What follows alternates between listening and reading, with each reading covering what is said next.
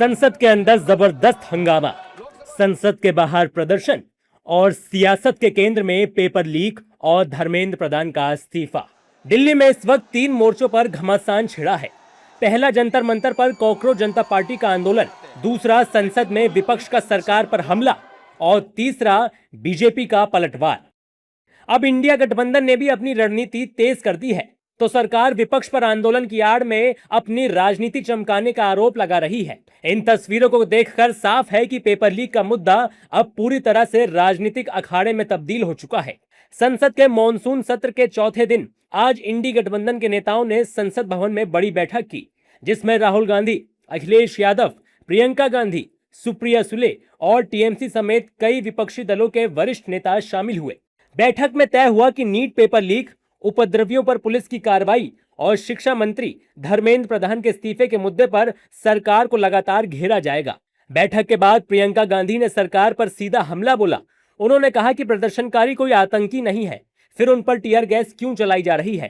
प्रियंका ने प्रधानमंत्री मोदी को भी निशाने पर लेते हुए कहा कि जब हर उपलब्धि का श्रेय प्रधानमंत्री लेते हैं तो दिल्ली में जो कुछ हो रहा है उसकी जिम्मेदारी भी उन्हीं की है।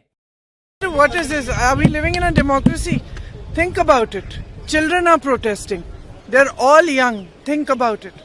They've cut all the internet. What are they doing? They're not terrorists. Their parents will be worried. Their families will be worried. They can't contact anyone. They're putting tear gas on them. They're beating them. What kind of democracy is this? And why aren't you people speaking up? Why aren't you speaking up? Why are you constantly asking me only the questions which the government wants you to ask me? Who's responsible? If Modi ji is responsible for us going to Mars, if Modi ji is responsible for every achievement that every Indian makes, whether it's in the Olympics or in the Asian Games, then Modi ji is responsible for what is happening today. Modi ji is responsible for the fact that our youth feels there's no future. And Modi ji is responsible if thousands of children are demonstrating and he's cut off the internet and he's tear gassing them and he's having them lathi charge. If something happens to even one of them, it is his responsibility. उधर TMC सांसद महुआ मोइत्रा ने भी कहा कि जब तक केंद्र शिक्षा मंत्री धर्मेंद्र प्रधान इस्तीफा नहीं दे देते तब तक किसी चर्चा का सवाल ही नहीं उठता। वहीं कांग्रेस महासचिव केसी वेणुगोपाल ने कहा कि प्रधानमंत्री को खुद प्रदर्शनकारियों से आकर बात करनी चाहिए। After all this, what is this? False claims, false claims. Nobody believe in his words nowadays. Nobody believe in his word. This credibility of his words has been already disappeared. Nobody is going to because no action from the government. First of all, he has to remove the Dharmendra Pradhan from education ministry.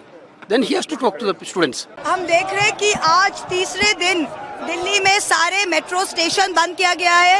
ये ऐसे सरकार नहीं चला सकते इन लोग। Delhi is under seize. हमारे और अंदर पार्लियामेंट के अंदर और पार्लियामेंट के बाहर एक ही मांग है, धर्मेंद्र प्रधान इस्तीफा दो। सरकार अगर चाहती है कि वो हमारे साथ अंदर कॉम्प्रोमाइज करके बाहर बच्चों के आवाज को चुप कराए, ये कभी नहीं होने वाला है। बाहर जनता की जो आवाज है, अंदर पार्लियामेंट में जनप्रतिनिधि का भी वही मांग है, धर्मेंद्र प्रधान मस्ट रिजाइन। कोई चर्चा नहीं, कोई बात नहीं, पहले रिजाइन फिर कोई बात। विपक्ष के तेवरों पर बीजेपी ने भी तीखा पलटवार किया। बीजेपी सांसद निशिकांत दुबे ने आंदोलन के पीछे विदेशी ताकतों का हाथ होने का आरोप लगाया तो संसदीय कार्य मंत्री किरेन रिजिजू ने विपक्ष से चर्चा से भागने के बजाय सदन में बहस करने की नसीहत दी। वो सारी ताकतें, सारी विदेशी ताकतें इसको जो है एक विषय बनाना चाहती हैं, वही एक्टिव है और वो संविधान के प्रति उनकी कोई आस्था नहीं है और वो ऐसा माहौल क्रिएट करना चाहते हैं। जैसे राहुल गांधी जी गए थे प्रधानमंत्री आवास, कोई आवास पर जाता है क्या?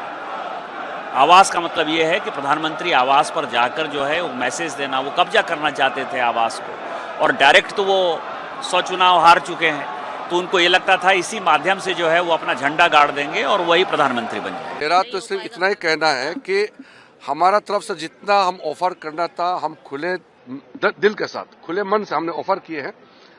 अब कोई बहाना किए बगैर तुरंत नीट एग्जाम पेपर लीक पे हम डिस्कशन शुरू करें तो अपोजिशन पार्टी डिस्कशन से नहीं भागना चाहिए, मेरा अनुरोध है।